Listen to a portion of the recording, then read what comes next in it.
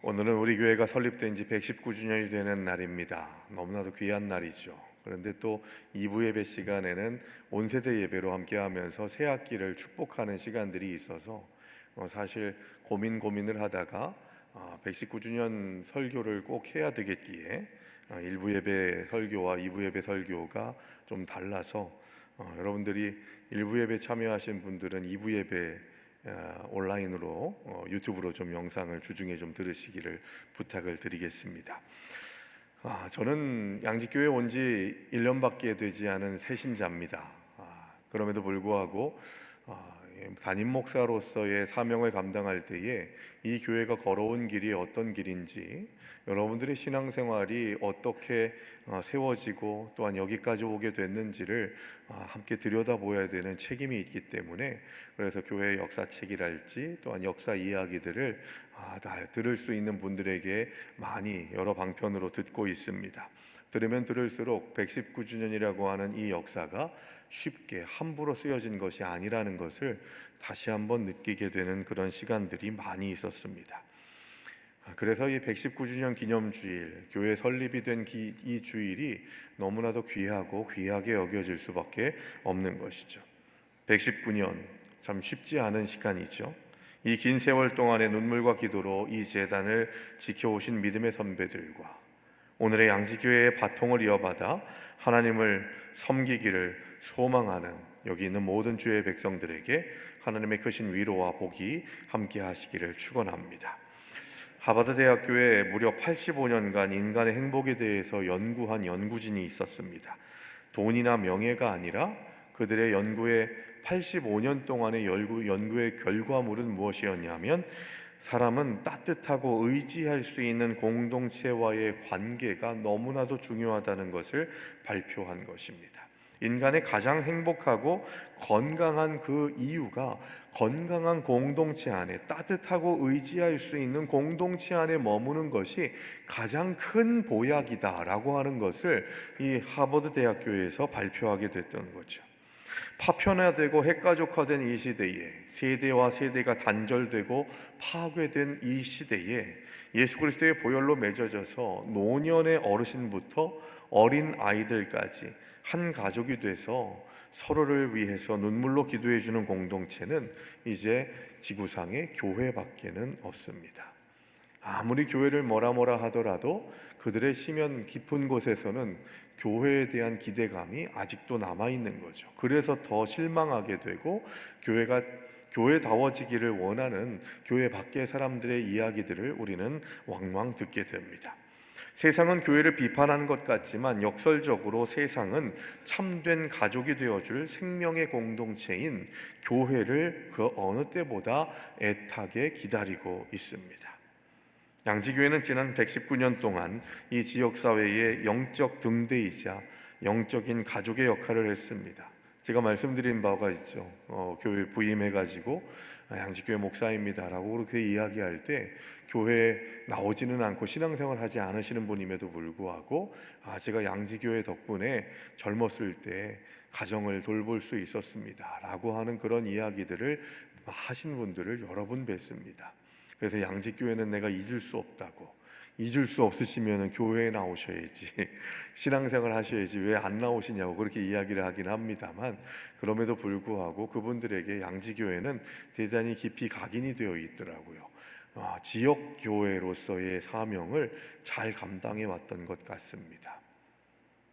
지금 우리는 오늘의 양지교회는 이웃들에게 어떻게 불려지고 있는지, 어떤 평가를 받고 있는지, 그런 평가가 두려울 것은 아닙니다만 우리가 그들을 복음을 전해야 될 복음 전도 대상자들로 생각한다면 우리가 전하는 예수가 우리의 삶을 통해서 더 빛나야 될 텐데, 우리의 모습이 흐트러지고 하나님이 기뻐하지 않으시는 모습으로 계속되게 될 때 우리는 전하는 자로서 예수 그리스도의 사랑을 온전하게 전할 수 없게 되는 것이죠.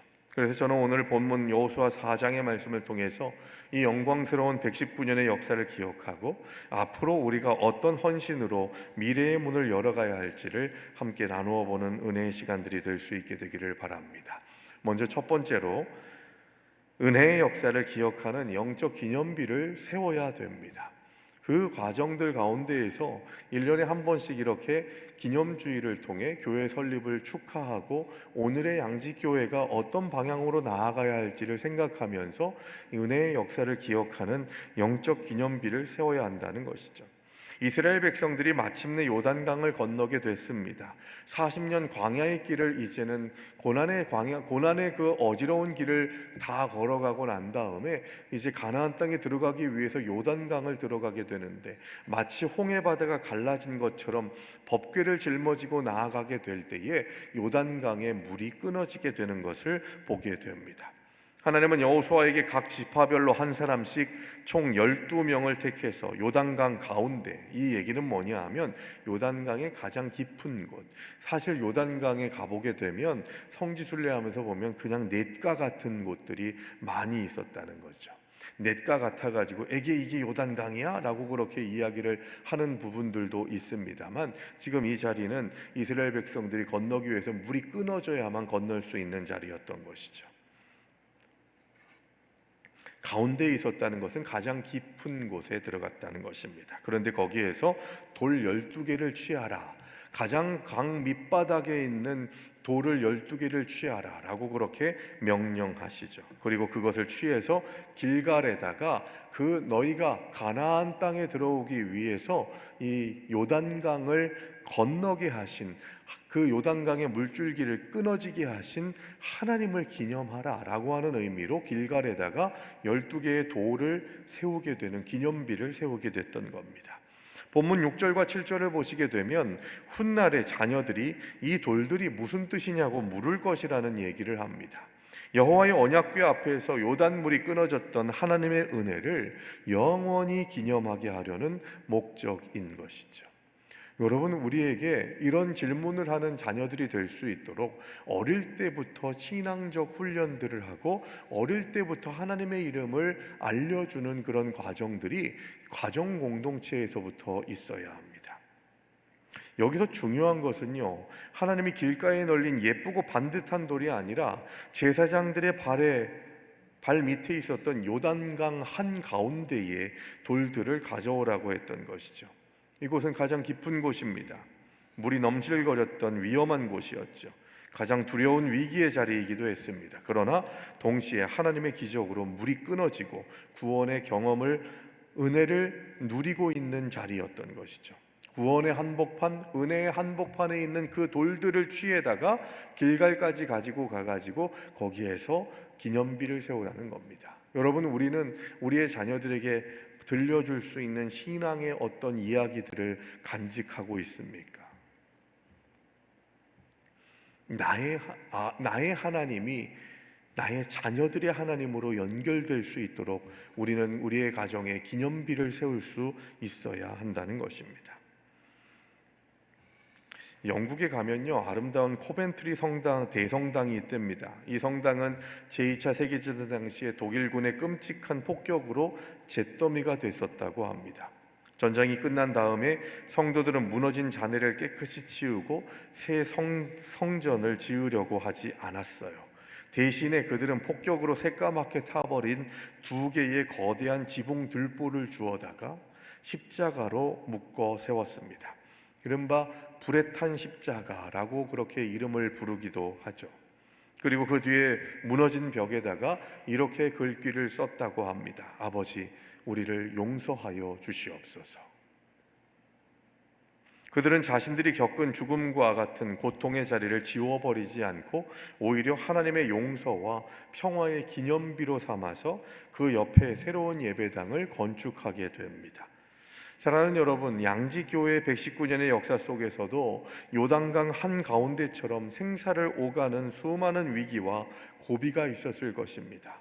오늘 3.1절 기념주일로도 우리가 지키고 있는데 3.1절, 이 3.1 운동을, 만세 운동을 위해서 많은 사람들이, 많은 선배들이 애쓰고 목숨을 걸었습니다만 그 3.1 운동의 주도적인 역할을 했던 사람들은 그때 당시에 전국의 인구수 가운데에서 1%가 넘지 않는 기독교인들이 이 운동을 주도했다는 것을 우리는 잘 압니다. 그렇게 생명을 걸고서 위기 가운데에서도 기도의 제단을 굳게 붙잡고서 한 걸음 한 걸음 내디뎠던 믿음의 선배들이 있었기에 오늘의 한국이 있었고 오늘의 양지교회가 있을 수 있었던 것이죠. 우리는 119년 전의 역사를 단순히 액자 속의 옛날 이야기로 구경해서는 안 됩니다. 선배들이 흘린 피와 땀, 눈물의 돌들을 가져다가 우리 가슴 속에 기억의 기념비로 세울 수 있어야 한다는 것이죠. 이 예배의 자리, 이 터가 하나님께서 쓰시는 자리가 되기를 소망하면서 오늘의 양지교회가 그렇게 준비되기 위해서 과거에만 집착해서도 안 되지만 그 과거에 이끌어 주셨던 아브라함의 하나님, 이삭의 하나님, 야곱의 하나님이 나의 하나님이 되는 놀라운 고백이 우리 양지교회 공동체에 세워질 수 있도록 해야 하는 것이죠. 하나님께서 양지교회를 이끌어 주시고 인도하신 그 은혜를 생생하게 기억하고 다음 세대에게 전수해 주는 그런 교회가 새로운 미래를 열 수 있는 은혜를 경험할 수 있게 된다는 것입니다. 그래서 신명기 32장 7절의 말씀은 우리 교회 설립 기념주의를 통해서 참 귀하게 다가와야 될 말씀인데요, 같이 읽겠습니다. 신명기 32장 7절의 말씀입니다. 옛날을 기억하라, 역대의 연대를 생각하라, 내 아버지에게 물으라, 그가 내게 설명할 것이요 내 어른들에게 물으라, 그들이 내게 말하리로다. 아멘. 여러분, 이렇게 자녀들이 나의 신앙에 대해서, 우리 교회에 대해서 물을 수 있게 해야 합니다. 그리고 그 물음에 대해서 기쁨으로 대답해 줄 수 있어야 되고, 너희 아버지는, 너희 할아버지는, 너희 할머니는, 너희 어머니는 이런 믿음의 사람이었단다 라고 그렇게 말해 줄 수 있는 그런 은혜가 있기 위해서 매 순간마다 때를 얻을 때마다 영적인 기념비를 세우는 일들이 필요하다는 것입니다. 두 번째로 우리가 교회 설립 기념주의를 통해서 고백해야 될 고백은 불을 견디는 진실한 헌신으로 교회를 계속 지어가야 한다는 것입니다. 여기서 중요한 것은요, 불을 견디는 헌신입니다. 119년이라는 장구한 역사를 가졌다고 해서 우리 교회가 이미 완성된 교회는 아니죠. 우리도 한없이 부족하지 않습니까? 우리도 교회 공동체가 부족한 것들을 채우고 성숙하지 못한 것들을 완성해 나아가는 과정들 가운데 있습니다. 그래서 여러분, 교회 공동체 가운데에서 낙심이 되더라도 놀라지 마세요. 아, 우리 교회의 약함이구나, 이 약함을 위해서 기도해야겠다라고 그렇게 받아들이시기를 부탁을 드립니다. 그래서 에베소서 2장 21절에서 22절의 말씀을 같이 읽겠습니다. 그의 안에서 건물마다 서로 연결하여 주 안에서 성전이 되어가고 너희도 성령 안에서 하나님이 거하실 처소가 되기 위하여 그리스도 예수 안에서 함께 지어져 가느니라. 아멘. 교회는요, 현재 진행형이에요. 어떤 신학자가 이렇게 규정을 하더라고요. 교회는 어떤 교회가 되어야 되냐? 메타 교회가 되어야 된다라고 그렇게 이야기를 했습니다. 이 메타라고 하는 것은요, 변화라는 뜻을 가진 단어인데, 교회는 변화되어가는 과정들 가운데 있어야 된다는 것이죠. 정체되어서도 안 되고 퇴보되어서도 안 되고 변화되어야 한다는 것입니다. 저는 변화에 대해서 얘기할 때 꼭 이 얘기를 하는데요, 변화와 변질은 다르죠. 음식을 잘 준비를 했는데 며칠 지나고 난 다음에 거기에 곰팡이가 나고 썩은 거예요. 변한 거죠. 근데 그 썩은 음식을 보고서 아, 음식이 변화됐네 라고 말하지 않죠. 변질됐다고 얘기하지 않습니까? 우리 아이가 더 자라가지고 아, 옛날에는 계속해서 불평하고 불만만 했는데 이제 아빠 엄마를 생각할 줄도 알고 철이 든 거예요. 그러면 아, 우리 아들 변질됐네 그렇게 얘기하지 않죠. 아, 우리 아들 우리 딸 변화됐구나 라고 그렇게 이야기합니다. 나쁜 것에서 좋은 것으로 바뀌는 것을 변화라고 얘기하고 좋은 것에서 나쁜 것으로 바뀌는 것을 변질이라고 얘기합니다. 여러분, 우리 양지교회 공동체가 변질되지 않고 변화될 수 있는 공동체 되시기를 주의 이름으로 축원합니다.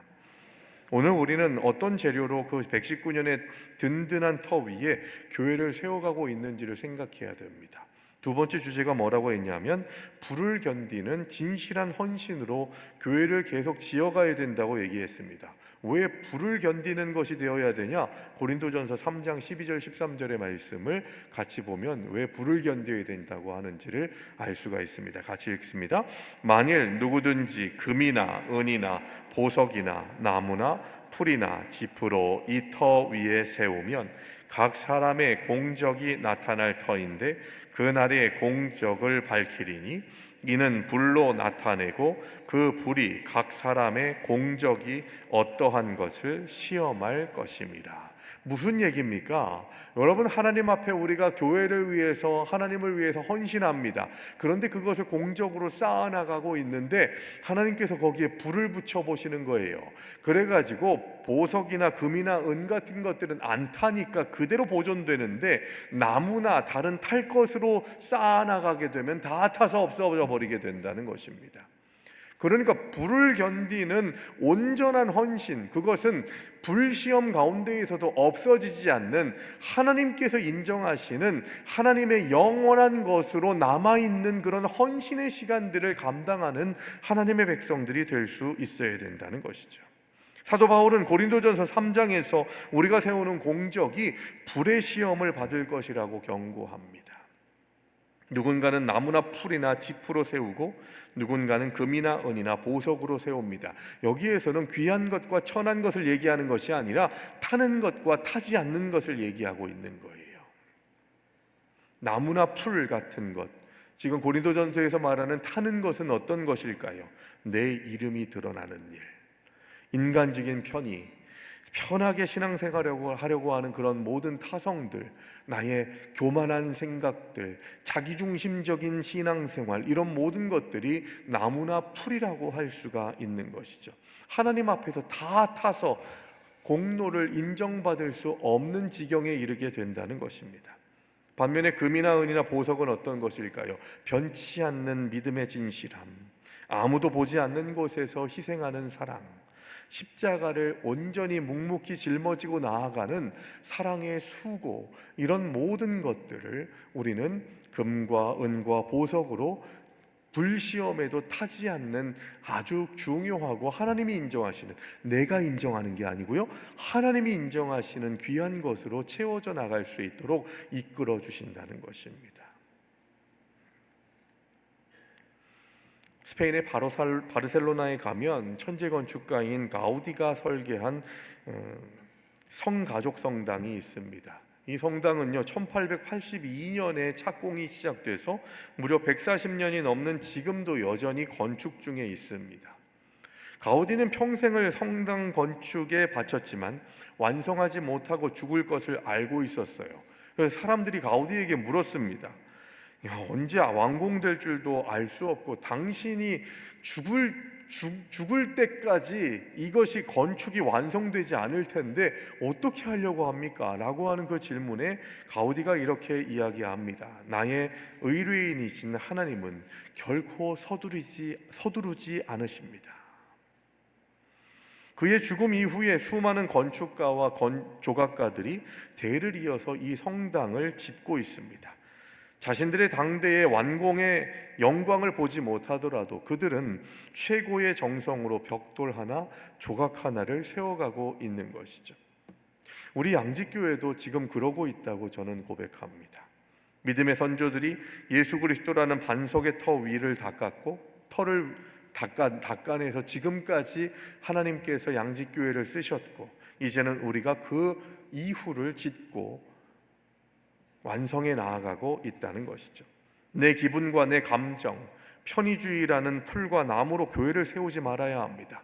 타성에 젖어서 신앙생활을 하는 것들을, 그런 버릇들을 버리고 시련의 불을 통과해도 절대로 타서 없어지지 않을 변치 않는 충성과 진실한 헌신, 연합과 사랑이라는 금과 은과 보석으로 양지교회 공동체의 120년, 150년, 200년의 역사를 기쁨으로 채워나갈 수 있는 그런 귀한 은혜가 있어서 양지교회가 지금보다 더 아름답게 건축되어지고 완성되어져 가는 거룩한 건축자가 저와 여러분들이 되어야 한다는 것을 고백하는 이 119주년 기념주일이 될 수 있게 되기를 바랍니다.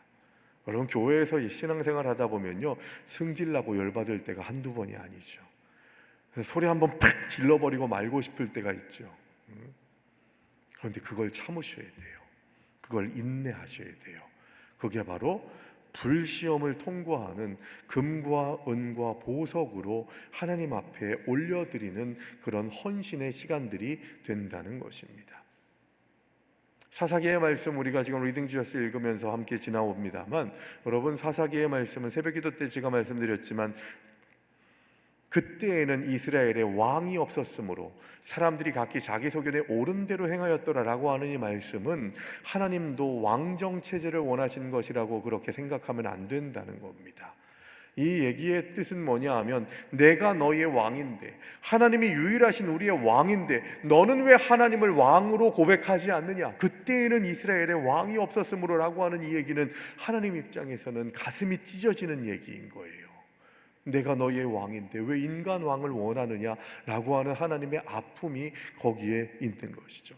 우리도 마찬가지로 풀과 나무 같은 것들로 우리의 신앙생활을 채워나가다가 하나님의 불시험 앞에서 와르르 다 무너지고 화르륵 타서 없어져 버리는 약한 그런 부족한 신앙생활이 되지 않도록 우리는 하나님께서 인정하시는 것으로 교회 공동체를 세워나가고 하나님의 기준 안에서 헌신하고 교회를 지어나가는 하나님의 건축자들이 될 수 있기를 주님의 이름으로 축원합니다.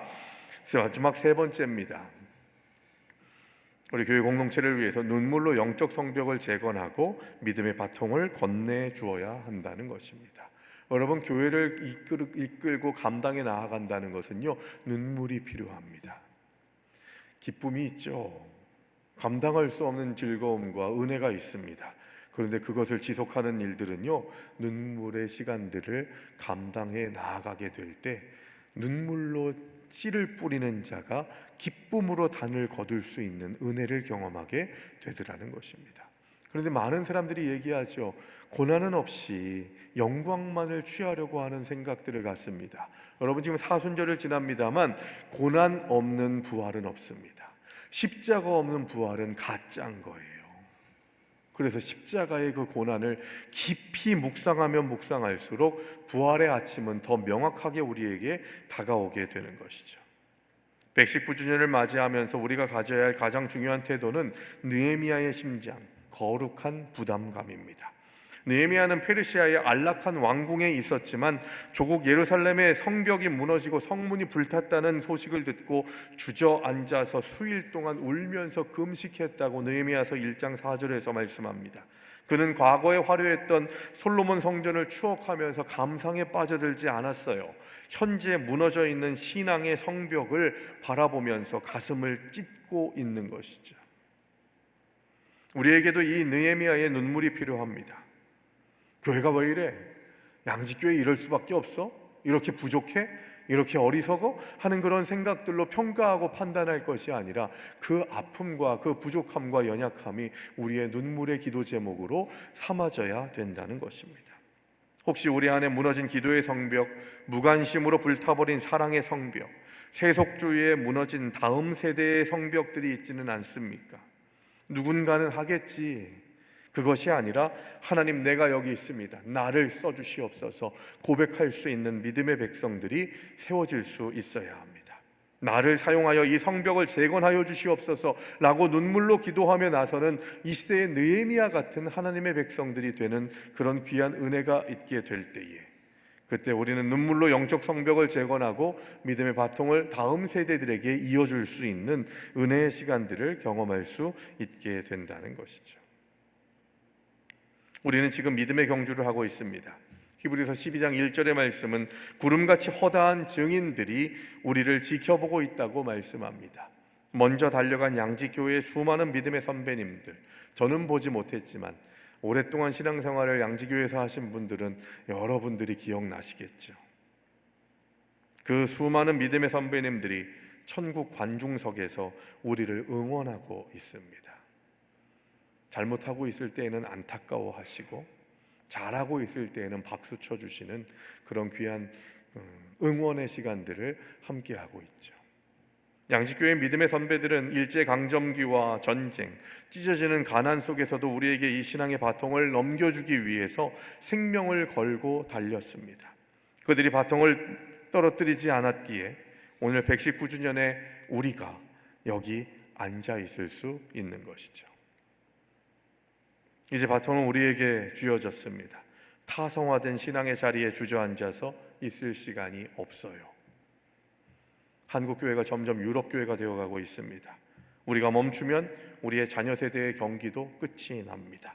조금 힘들고 고단해도 느헤미야처럼 눈물로 성벽을 재건하며 묵묵히 예수님만 바라보고 뛰어나아가서 헌신하기를 결단하고 다짐하며, 그냥 물끄러미 지켜만 보는 관중이 아니라 필드를 향해 뛰어나아갈 수 있는 선수가 되어서 우리의 자녀들에게 찬란한 믿음의 바통을 건네주는 성도가 될 수 있어야 한다는 것입니다. 그래서 우리의 결단과 다짐이 중요한 것이죠. 말씀을 정리합니다. 119년 전 양지교회를 세우신 분은 하나님이십니다. 요단강 한가운데 죽음의 고비를 넘기면서 쌓아 올린 은혜의 돌들을 기억하셔야 돼요. 타성화된 나무와 풀이 아니라 진실한 헌신인 금과 보석으로 양지교회 공동체를 지어가게 되기를 원하는 마음으로 우리는 준비될 수 있어야 합니다. 무너진 성벽, 신앙의 성벽을 눈물로 수축하는 이 시대의 느헤미야 같은 하나님의 백성이 되어서 다음 세대에게 그 역사의 흐름을 이어줄 수 있는 고백이 필요하다는 것이죠.